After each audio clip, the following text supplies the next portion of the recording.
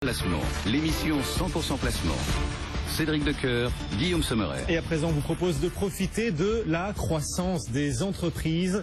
Vous pouvez y investir notamment à travers les FIP et les FCPI. On va en parler avec José Fernandez. Bonjour José. Bonjour. Et bienvenue sur BFM Business. José Fernandez, le directeur de l'offre financière à l'UFF. D'abord, les FIP et FCPI, qu'est-ce que c'est et surtout quel est l'intérêt d'y investir pour l'épargnant?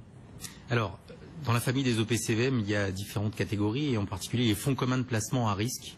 Et dans ces fonds communs de placement à risque, il y a deux types de produits, les fonds communs de placement dans l'innovation et les fonds d'investissement de proximité. Ces deux véhicules permettant d'investir sur des sociétés qui sont pour la plupart des sociétés non cotées et donc de les aider dans leur financement et dans leur développement.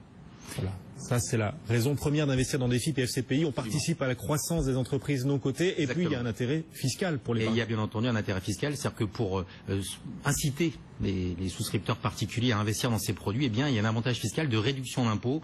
C'est-à-dire qu'en fonction de la typologie de produit, vous pouvez tantôt réduire votre ISF ou tantôt réduire votre impôt sur le revenu de manière parfois assez conséquente. Mais justement, on doit investir dans des FIP et des FCPI d'abord pour l'intérêt fiscal ou au contraire pour le rendement, parce que vous le disiez, on investit dans des entreprises de croissance. Alors l'intérêt premier, c'est effectivement de bénéficier d'un potentiel important de développement de certaines sociétés qui parfois démarrent ou cherchent à se développer à l'international.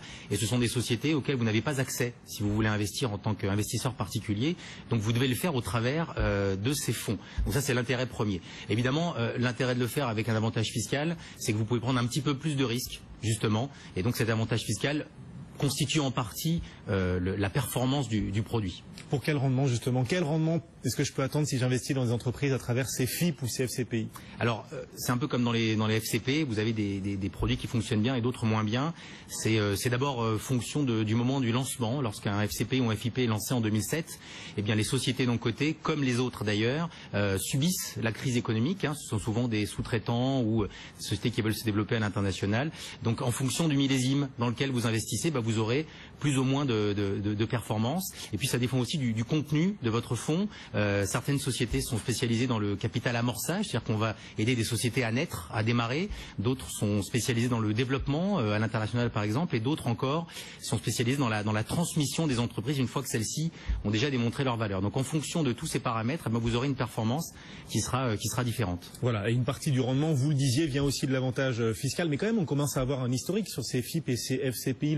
Le rendement, là, depuis quelques années, est-ce qu'on a déjà des chiffres? Est-ce qu'il y a une moyenne disponible? Alors écoutez, on regarde la moyenne sur 10 ans. Ouais. Donc si on compare le CAC 40 avec ce type de produit, eh bien sur 10 ans, à fin 2012, le capital développement avait fait 4,9% de croissance, là où le CAC 40 n'avait fait que 3,35%. Voilà, donc ça vous donne une idée. Alors évidemment là-dedans c'est très disparate, vous avez des produits qui vont faire 100% de croissance et des produits qui peuvent faire moins 40%, tout dépend encore une fois de ce qu'il y a à l'intérieur et du moment où ils ont été lancés. Je crois que c'était le risque. Donc on voit que le rendement est un tout petit peu supérieur à celui du CAC 40, la performance est un petit peu supérieure sur les dernières années. Ceci dit, la différence n'est pas énorme. Qui doit prioritairement s'intéresser à ces FIP et FCPI d'après vous? Alors d'abord ce sont des gens qui veulent diversifier leur placement pour aller chercher quelque chose de risqué, bien entendu, mais qui permet d'avoir une croissance assez forte, réservé bien entendu à des gens qui ont une tranche marginale d'imposition qui est assez conséquente également, puisqu'on parle là de produits pour défiscaliser, pour réduire l'impôt sur le revenu, donc plutôt une clientèle patrimoniale.